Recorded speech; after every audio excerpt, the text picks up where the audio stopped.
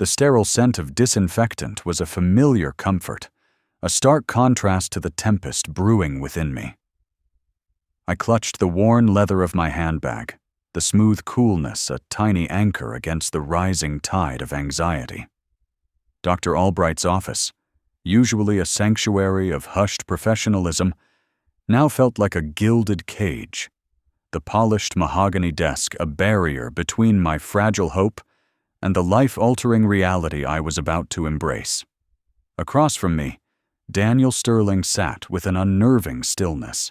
His tailored suit, a deep charcoal that hinted at wealth and power, seemed to absorb the soft light of the room. His face, usually a study in controlled composure, was etched with a vulnerability I hadn't seen before, a flicker of something raw and desperate in his usually sharp blue eyes. He was a man accustomed to orchestrating every aspect of his life, from multi-million-dollar deals to the precise placement of art in his sprawling penthouse. And now, he was asking me to be the vessel for his deepest, most profound desire. "Are you sure about this, Amelia?" His voice, a low baritone that could melt glaciers, was softer than I'd ever heard it. He leaned forward, his gaze unwavering. "This isn't a minor commitment. It's everything." I met his gaze, trying to project a confidence I didn't entirely feel. "I understand, Daniel. I've thought about this a lot." And I had. For weeks, their story had played on repeat in my mind. The devastating news of infertility, the endless treatments, the quiet despair that had settled over their lives like a shroud. Daniel and Sarah Sterling. A golden couple, admired by all, yet carrying a profound ache that no amount of success could fill. They'd exhausted every avenue, their hope dwindling with each failed attempt. And then, they'd found me. It had started with a discreet online advertisement, a plea for a gestational surrogate. My own dreams of motherhood had been put on hold, a casualty of circumstances I couldn't control. A rare medical condition meant carrying a child myself was a dangerous gamble, one I wasn't willing to take. But the yearning remained, a persistent whisper in the quiet hours of the night. When I saw their ad, a flicker of possibility ignited. It felt like a lifeline, not just for them, but for me too. A chance to participate in the miracle of life, even if it wasn't my own. "It's not just the pregnancy, Amelia," Daniel continued, his fingers tracing the rim of his untouched water glass. "It's the aftermath. The child. They will be ours. Truly ours. You understand that, don't you?" The words hung in the air, heavy with unspoken implications. We had discussed the legalities, the contracts meticulously drafted by top lawyers. I would carry their child, relinquish all parental rights upon birth, and they would raise the baby as their own. It was a clear, unambiguous agreement. Yet his emphasis lingered, a subtle tremor in his voice that suggested something more profound than a mere legal transaction. "Yes, Daniel," I replied, my voice steady. "I understand. You and Sarah will be the parents. I will be the surrogate. That's the agreement." I forced a smile, a practiced one that didn't quite reach my eyes. I was good at this, at masking my true feelings, at presenting a facade of calm efficiency. It was a skill honed by years of navigating my own complicated life. He searched my face, his gaze intense, as if trying to decipher hidden motives. "And you're certain you can do that? That you won't form a bond? That you won't want to be a part of their life beyond what the contract dictates?" The question pricked at a raw nerve. Of course, I would form a bond. How could I not? To carry a life, to feel it grow and move within me, to nurture it, even for a limited time, was to forge an unbreakable connection. But it was a connection I had to sever, a sacrifice I had to make. For them. For the chance to witness their joy. "I'm a professional, Daniel," I said, the words a little too sharp. I understand the boundaries. This is a service I'm providing. A very important one, I know, but a service nonetheless. I hated how clinical it sounded, how detached. But it was the only way I could compartmentalize, the only way I could convince myself I could navigate this emotional minefield. He nodded, a slow, almost reluctant movement. Of course. You're Amelia Hayes, extremely capable, highly recommended. He paused, then added, his voice dropping to a near whisper. We're incredibly grateful, Amelia. Sarah is. I'd met Sarah once, a woman of ethereal beauty, with eyes that held a deep well of sadness. She'd been gracious, her gratitude almost overwhelming, but the unspoken longing in her gaze had been palpable. I knew I was offering them a dream they thought had died. The contract was signed that day. The ink, black and decisive, sealed my commitment. As I walked out of Dr. Albright's office, the city noise seemed to recede, replaced by the drumming of my own heart. I had agreed to be a vessel, a temporary home for a precious life. I had agreed to give Daniel and Sarah the greatest gift imaginable. I had agreed to be their surrogate. And as the sun dipped below the horizon, casting long shadows across the city, I couldn't shake the unsettling feeling that I was stepping onto a path with far more twists and turns than I had anticipated. The journey had begun. The ink on the contract was barely dry, a stark black testament to the legalities that were supposed to govern every facet of this arrangement. Yet, even as I folded the thick document and tucked it back into my worn leather handbag, a tremor of unease snaked through me. Daniel Sterling's gaze, usually so sharp and assessing, had softened in a way that was both disarming and deeply unsettling. He hadn't just signed a contract. He had offered a plea, a silent acknowledgement of the emotional minefield we were all about to navigate. Amelia, he'd said, his voice a low rumble that seemed to vibrate in the hushed professionalism of Dr. Albright's office. I appreciate your understanding. Sarah and I, we're immensely grateful. The words hung in the air, heavy with unspoken history and future hopes. I offered a practiced smile, a carefully constructed facade of calm. It's what we agreed upon, Daniel. I'm here to help you build your family. My own internal monologue, however, was a tempest brewing. Help you build your family. The phrase felt both true and woefully inadequate. It was a calculated simplification of a process that was inherently messy, profoundly human, and for me, tinged with a bittersweet ache I'd long tried to suppress. Dr. Albright, a man whose calm demeanor was as reassuring as the sterile scent of disinfectant that permeated his clinic, cleared his throat. Excellent. Everything is in order. We'll schedule your first consultation for the cycle planning next week, Amelia. Daniel, you'll be kept informed every step of the way, of course. Daniel nodded, his attention momentarily diverted, but his eyes flickered back to me. Thank you, Doctor. He stood, extending a hand to me. His grip was firm, confident, yet there was a subtle pressure, a shared understanding that transcended the handshake. I trust we have a solid foundation for this. I met his gaze, my own carefully neutral. We do, Daniel. Do we? I wondered, the question a silent echo in the cavern of my thoughts. Stepping out of the clinic and back into the late afternoon city air felt like emerging from a meticulously controlled environment into a world teeming with unpredictable life. The sunlight, buttery and warm, spilled across the pavement, a stark contrast to the cool, clinical atmosphere we'd just left. The distant hum of traffic, the murmur of voices, the scent of exhaust fumes mingling with blooming honeysuckle. It was all a vibrant, chaotic symphony that felt miles away from the sterile pronouncements and legal jargon we'd just signed off on. As Daniel's chauffeured car pulled away, leaving me on the curb, I clutched the worn leather of my handbag.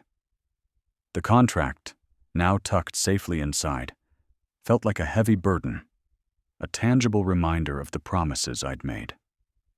Promises of detachment, of professional distance, of relinquishing all claims. It was a contract designed to protect his family, to ensure their future. But it felt like it was also designed to protect me from myself, from the inevitable, powerful surge of maternal instinct that I knew, deep down, would be impossible to fully contain. The next few weeks passed in a blur of medical appointments and careful preparations. There were blood tests, hormonal assessments, and detailed discussions about my health and cycle. Dr. Albright was efficient, his explanations clear and concise, treating me with a professional respect that I appreciated. Daniel was present for some of these, his presence a quiet but constant reminder of the stakes. He asked thoughtful questions, his concern for Sarah evident in every syllable. He was a man who was used to orchestrating every detail of his life, and this, too, was being meticulously managed. Yet, even amidst the clinical efficiency, there were moments that tugged at my carefully constructed composure.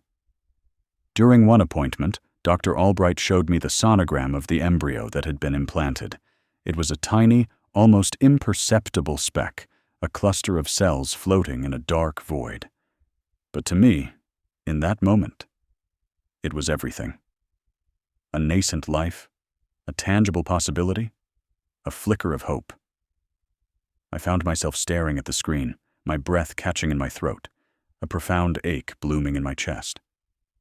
Daniel, standing beside me, placed a hand on my shoulder, a gesture of shared anticipation, but I felt a tremor run through me, a silent acknowledgement of the biological miracle unfolding within me. "It's incredible, isn't it?" Daniel murmured, his voice hushed with awe. I could only nod, unable to articulate the complex swirl of emotions: wonder, responsibility, and a nascent, fierce protectiveness that I knew I shouldn't be feeling.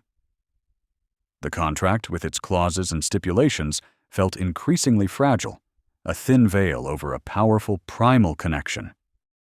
As the weeks progressed and the pregnancy began to take hold, the physical changes were undeniable.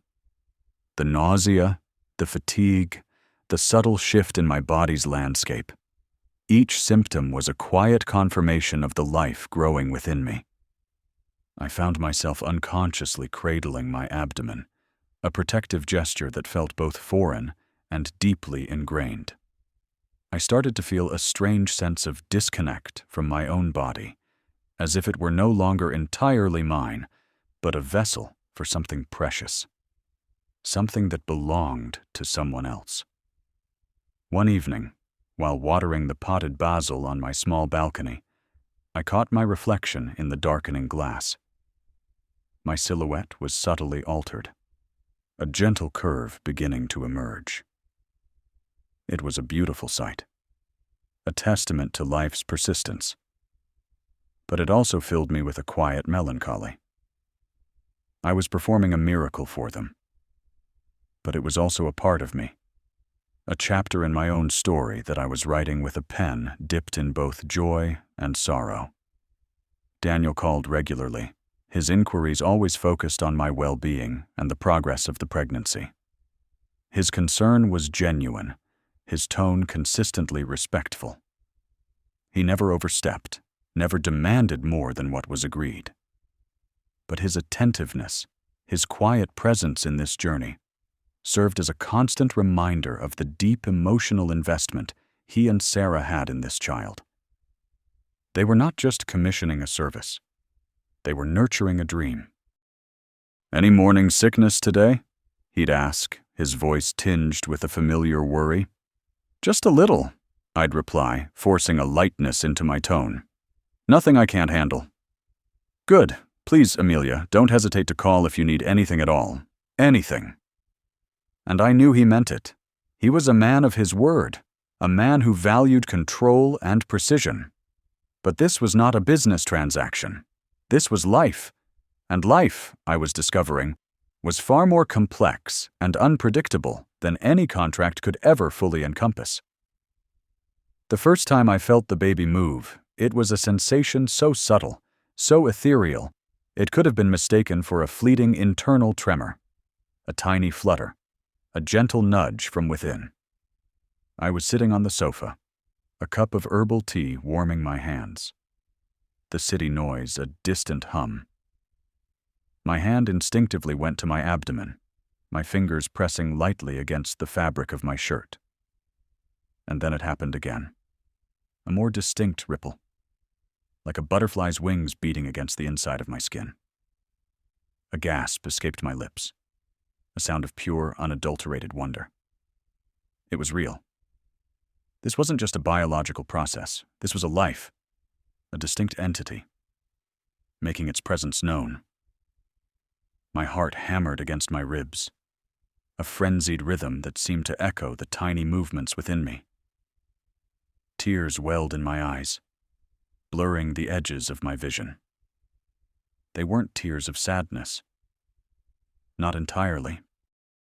They were tears of awe, of a profound connection that was already forming, weaving itself into the very fabric of my being. I reached for my phone, my fingers trembling. I hesitated for a moment, then dialed Daniel's number. It was late, but I knew he'd answer. "Amelia, is everything all right?" His voice was instantly alert, edged with concern. "Yes," I managed, my voice thick with emotion. "Everything is perfect. I felt the baby move, Daniel. For the first time. It's incredible." There was a beat of silence on the other end, a pregnant pause filled with the weight of his own anticipation. Then, his voice, softer than I'd ever heard it, filled the line. "Oh, Amelia, that's wonderful. Truly wonderful. Sarah will be so thrilled. I wanted you to know." The words tumbled out, a confession of sorts, an acknowledgement of a bond that was already transcending the legalities. "Thank you for telling me," he said, his tone laced with a warmth that felt both genuine and, to me, deeply disquieting. "Please, keep me updated. And thank you. For everything." As I hung up the phone, I leaned back against the cushions, my hand still resting on my belly. The small flutter had subsided, but the feeling lingered, a gentle echo within me. I had agreed to be his surrogate, to carry their child, to relinquish all rights. I had signed the contract, a document meant to ensure clarity and prevent emotional entanglement. But in that moment, feeling the first undeniable stir of life within me, I knew that some things, some connections, could never be entirely contained by ink and paper. The contract was a shield, but life, in its most fundamental form, had a way of finding its own path, forging its own bonds. And the journey ahead, I suspected, was far from over. The flutter, so faint at first, had become a deliberate dance. It was no longer a question of imagination, of wishful thinking.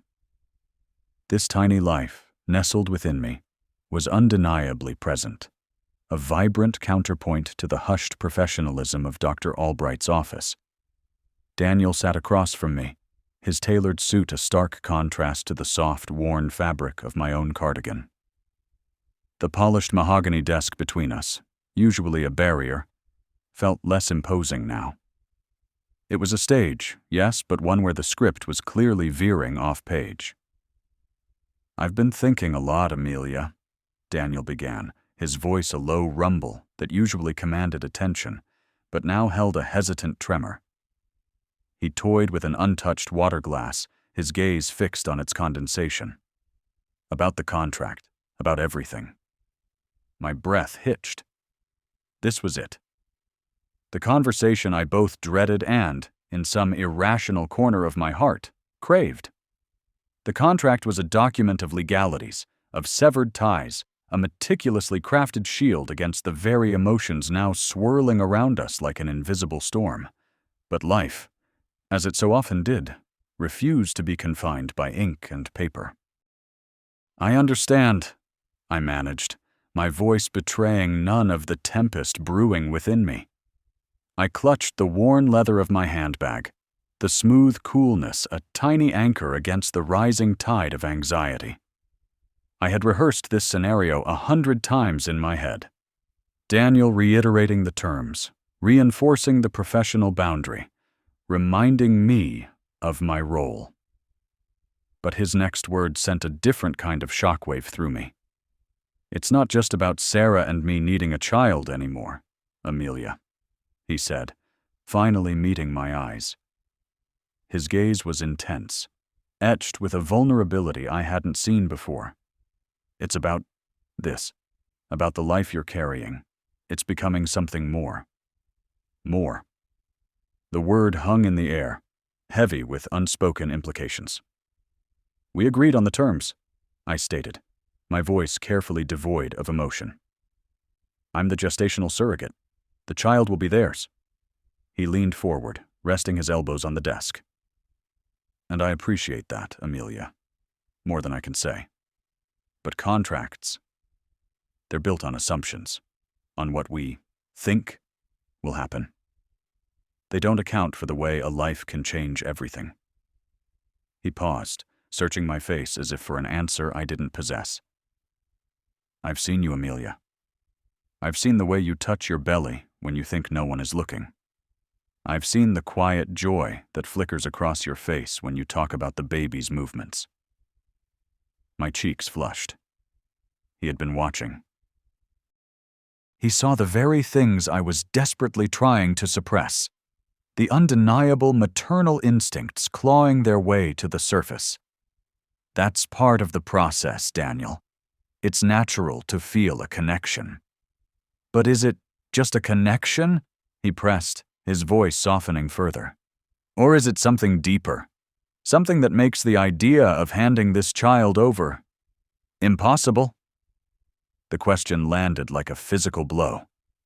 Impossible. The word echoed the burgeoning fear in my own heart. I had entered this arrangement with a clear head and a resolute purpose, to help Daniel and Sarah, to experience motherhood vicariously, to fulfill a need in my own life without the lifelong commitment. But this baby, this miracle growing within me, was slowly, irrevocably, weaving itself into the fabric of my being. "Daniel, we can't change the agreement now," I said, my voice barely a whisper. The sterile scent of disinfectant suddenly felt suffocating. I wanted to escape, to run, to find a quiet place where I could just breathe and process the sheer enormity of what he was suggesting. "I'm not saying we change it in terms of your role now," he clarified, his tone urgent. "But the future?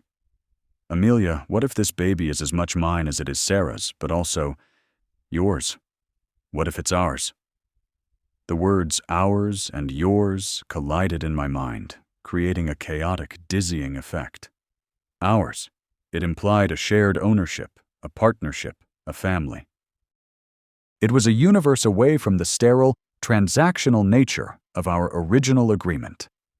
It was a betrayal of the contract, a betrayal of Sarah, and a terrifying embrace of the very thing I had sworn to avoid: emotional entanglement. "That's not how surrogacy works," I stated, trying to regain some semblance of control. My hands trembled, and I forced them to still. "The contract is clear. The child is theirs." "And I respect that contract," he said, his gaze unwavering. "But I also believe in evolution, in acknowledging when something bigger than a piece of paper takes hold. Sarah and we've talked about this. About you. About what you mean to this pregnancy. She sees it too, Amelia. She sees the bond. She's not as closed off to the idea as you might think." My mind reeled. Sarah? Gracious, ethereal Sarah, who had wept with gratitude when I agreed? Could she truly be considering this? This sharing? It seemed impossible. A beautiful dream that would shatter against the harsh reality of societal norms and legal precedents. Daniel, you're asking me to reconsider everything, I said, my voice thick with unshed tears. The weight of the situation pressed down on me, an unbearable burden. I came into this knowing the risks. I understood the emotional detachment required. But this baby, my voice cracked. This baby has become everything. He reached across the desk, his hand hovering for a moment, before gently covering mine. His touch was warm, grounding. And that's exactly why I'm here, Amelia. Because it's not just a baby anymore, is it? It's a person we're creating. A person who deserves to know all the love that has gone into bringing them into this world. And right now, that love is coming from 3 people. His words painted a picture so vivid, so utterly compelling, that it was hard to resist. A family, forged not by biology alone, but by choice, by sacrifice, by an undeniable connection to this precious life. It was a radical idea, a defiance of convention. But as I looked into Daniel's earnest eyes, I saw not a man trying to manipulate me, but a man grappling with a profound truth, a truth that mirrored my own. "What are you proposing, Daniel?" I asked, my voice barely audible. The question was a surrender, a willingness to explore the impossible. "I'm proposing we talk," he said, his thumb stroking the back of my hand. "Really talk. About what this means. About what we can build. Not just for the baby, but for us. For all of us. Forget the contract for a moment, Amelia. Let's just be parents. 3 parents, navigating this new territory together." The notion was overwhelming. It was exhilarating and terrifying in equal measure. The gilded cage of my carefully constructed emotional defenses had been shattered. I was no longer an outsider, a vessel. I was a participant, a mother in spirit, and now it seemed a potential co-parent. The path ahead was shrouded in uncertainty, a labyrinth of legal complexities and emotional minefields. But for the first time, the possibility of a shared future, of a love that transcended the confines of a contract, felt not just real, but profoundly right. The baby stirred within me, a silent affirmation of the new reality we were beginning to forge. Daniel's words hung in the air, heavy and unexpected, like a sudden downpour on a clear, crisp autumn day. "The contract is becoming insufficient." Insufficient. The word itself felt inadequate, a flimsy veil over the seismic shift he was proposing. My heart, which had only moments before been beating a steady, contented rhythm against my ribs, now thrummed with a frantic, irregular cadence. I clutched the worn leather of my handbag, the familiar texture a tiny anchor against the rising tide of anxiety. He watched me, his gaze intense, a mixture of hope and apprehension warring in his blue eyes. The polished mahogany desk between us, once a barrier of professional formality, now felt like a chasm, separating the man I thought I knew from this stranger proposing an entirely new reality. "Insufficient?" I echoed, my voice a little breathy, betraying the tremor I tried to suppress. The sterile scent of disinfectant seemed to intensify, sharp and clinical, a stark contrast to the emotional wildfire igniting within me. "Daniel, we signed a contract, a legally binding agreement. I know, Amelia. And I appreciate you upholding your end of it. More than you know." He leaned forward, his tailored suit immaculate, yet his posture conveyed a raw vulnerability that was disarming. "But things change. Feelings evolve, especially when there's a life involved." He gestured vaguely towards my abdomen, a subtle, almost reverent movement. This isn't just a biological transaction anymore, is it? The question landed with the force of a physical blow. No, it wasn't. Not for me, at least. The first flutterings, those delicate whispers of movement I'd felt just yesterday, had irrevocably altered the landscape of my emotions. They were no longer just sensations. They were affirmations, tiny proof of the life I was carrying, a life that was already weaving itself into the very fabric of my being. It was a profound ache, a bittersweet symphony of joy and dread.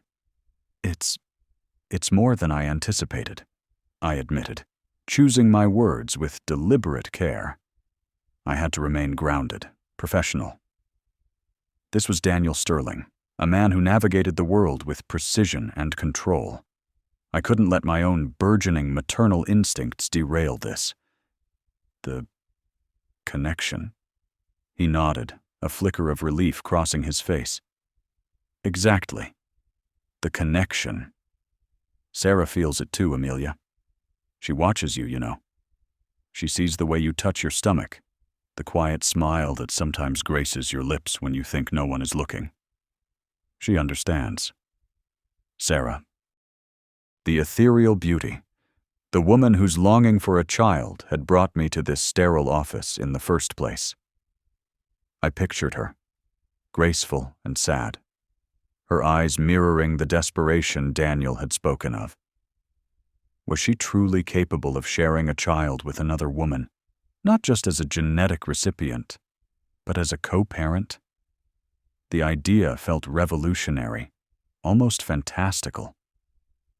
She's open to it? I asked, the question laced with a healthy dose of skepticism. This wasn't like choosing a paint color for the nursery. This was about the fundamental definition of family. More than open. She's hopeful. Daniel's voice softened, the practiced steadiness replaced by a genuine earnestness. She sees this baby as a miracle, Amelia, and she sees you as an integral part of that miracle. She trusts you. We both do. He paused, his gaze sweeping over me, as if assessing my reaction. She's also aware of the challenges. She knows this isn't easy. But she also knows that denying the reality of your bond would be dishonest and painful. Painful. That word resonated. The pain of relinquishment, which I had braced myself for, was a known quantity, a shadow I had accepted. But the pain of denying a connection, of pretending a profound maternal bond didn't exist, that was a different kind of agony. What exactly are you proposing, Daniel? I asked, my voice regaining some of its former composure. I needed specifics. Emotions were volatile, unpredictable. Contracts, on the other hand, were meant to be concrete. A partnership, he said, the word landing with a quiet authority. Not just a surrogate and intended parents. A family. A different kind of family, perhaps. One where the child has 3 people who love them, who are invested in their life, from the very beginning. 3 people who share the joy and the responsibility. He looked directly at me, his eyes holding mine. You would be Amelia, the woman who carried our child, who nurtured them, who felt their first kicks. And we would be Daniel and Sarah, the parents who dreamed of them. The words, our child, sent a jolt through me. It was a subtle shift, a redefinition of ownership. But it was monumental. My mind raced, trying to process the implications. The contract stipulated my role ended at birth. My emotional investment was supposed to be a necessary evil, a means to an end. But what if the end was no longer a simple handover? What if the end was a shared journey? Daniel, I began, my voice a low murmur. I agreed to this with clear terms. I understood I would be relinquishing all rights. And you will, he interjected quickly, holding up a hand. That's not what this is about. It's not about legal ownership, not in the way you're thinking. It's about acknowledging the truth of the situation. This child will have a connection to you. A bond forged in your womb. Sarah and I don't want to erase that. We want to embrace it. He leaned back, a thoughtful expression on his face. Think of it, Amelia. You would have visitation of sorts. You would be a presence in this child's life. Not as a mother, legally, but as someone deeply loved and respected. Someone who played an irreplaceable role. Visitation. The word felt both intoxicating and terrifying. It was a lifeline, a way to stay connected to the life growing inside me, without the full weight of parental responsibility. But it was also a tightrope walk, a constant reminder of what I wasn't, a perpetual echo of the child I would never fully call my own. And the contract? I pressed, needing to understand the practicalities. How would this partnership work with the existing agreement? We would amend it, of course, Daniel said, his tone confident. We'd need legal counsel, naturally. But the spirit of it would change. It would reflect this new understanding. It would acknowledge your importance, your contribution, beyond simply carrying the pregnancy. It would be a testament to the journey we've all taken. A testament. The word felt too grand, too polished for the messy, tangled knot of emotions I was experiencing. I thought of the quiet mornings, the gentle stretches of my belly, the whispered reassurances I'd offered the unseen life within. I thought of the image of Sarah, her face etched with vulnerability. And Daniel, his usual facade of control crumbling under the weight of his desire. This is a lot to consider, Daniel, I said, my voice barely above a whisper. The air in the office felt thick, charged with unspoken possibilities. I was a pragmatist, a planner. My life had been a series of carefully constructed steps, each one leading towards a predictable outcome. This was a detour, a radical departure from the map I'd drawn. I know, he replied, his gaze unwavering. And we don't expect an answer today. But I wanted you to know, this is where we are. This is what we're hoping for. He reached across the desk, not to touch me, but to gesture towards a sleek silver pen. We're prepared to engage lawyers, to discuss the details, to ensure everyone feels secure and respected. But the foundation, Amelia, is the love we already feel for this child, and the growing understanding that you are a part of that love. I looked at the pen, then back at Daniel. The sterile scent of disinfectant was fading, replaced by something else. A faint aroma of expensive cologne, of leather, of possibility. The gilded cage of the office felt less like a prison and more like a precarious perch from which I could survey a landscape I hadn't dared to imagine. My carefully constructed emotional dam was cracking, and the waters of longing, of connection, of a maternal instinct I had tried so hard to suppress, were beginning to flow. The contract was insufficient. And in its insufficiency, a new, terrifying, and perhaps beautiful future was being born. The sterile scent of disinfectant, usually a dull hum in the background of my life, seemed to sharpen, prickling at my senses. Daniel's words, a different kind of family, echoed in the hushed professionalism of Dr. Albright's office, each syllable a tiny hammer chipping away at the foundation of the agreement we'd so meticulously constructed. My gaze drifted to the polished mahogany desk, the untouched water glass, the framed diplomas that represented years of established order, of contracts and clarity. Now that clarity was dissolving like sugar in hot coffee. A partnership? I repeated, the word feeling foreign, ill-fitting. My voice, I realized, was a little too tight, betraying the tempest brewing within me. I'd practiced this conversation in my head 1,000 times, imagining every scenario except this one, this profound, unsettling shift in the landscape of my carefully managed emotions. Daniel leaned forward, his tailored suit a stark contrast to the plush, neutral tones of the room. His usual air of polished control was softened, etched with vulnerability. "Amelia, what we agreed to, legally, is sound. But it feels insufficient now, doesn't it?" He gestured vaguely, his hand sweeping across the space between us, encompassing the unspoken. The contract was for a pregnancy, for a baby to be born and raised by us. It didn't account for this. He tapped his chest, a subtle gesture, but it resonated with a power that belied its simplicity. It was the heartbeat of a father who was watching his child grow within another woman, a child he adored before it had even drawn its first breath. And Sarah. I pictured her ethereal beauty, the profound sadness that had clung to her like a shroud, now beginning to lift, replaced by a nascent joy.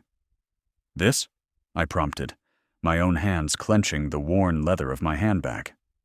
The smooth coolness was a tiny anchor against the rising tide of anxiety. "You mean, the baby?" "The baby," he confirmed, his gaze steady and earnest.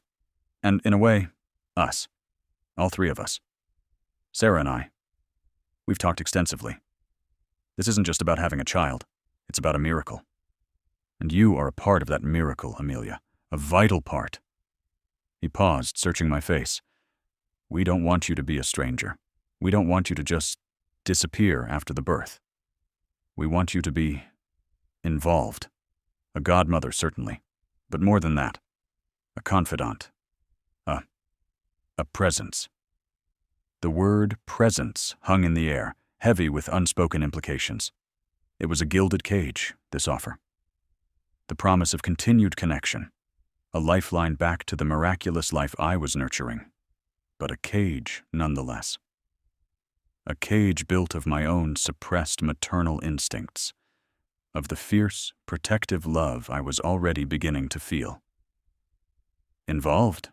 I echoed, the word tasting like ash. "Daniel, we signed a contract. I agreed to relinquish all parental rights." "And you will," he assured me, his voice a low, steady baritone that had once been capable of commanding boardrooms, and now it seemed commanded my very soul. "That's non-negotiable. The legal framework remains. But the emotional framework, that's what we're discussing. Sarah she's incredibly open to this. She feels it too. This isn't just a transaction for us. It's a shared experience, a profound journey. And she wants you to share in the joy, not just the delivery." I closed my eyes for a brief moment, picturing my own barren womb, the quiet ache that had been my constant companion for years. This pregnancy, this miracle growing inside me, had been a balm, a temporary silencing of that ache. But now, Daniel was offering not just a temporary reprieve, but a permanent, albeit complicated connection.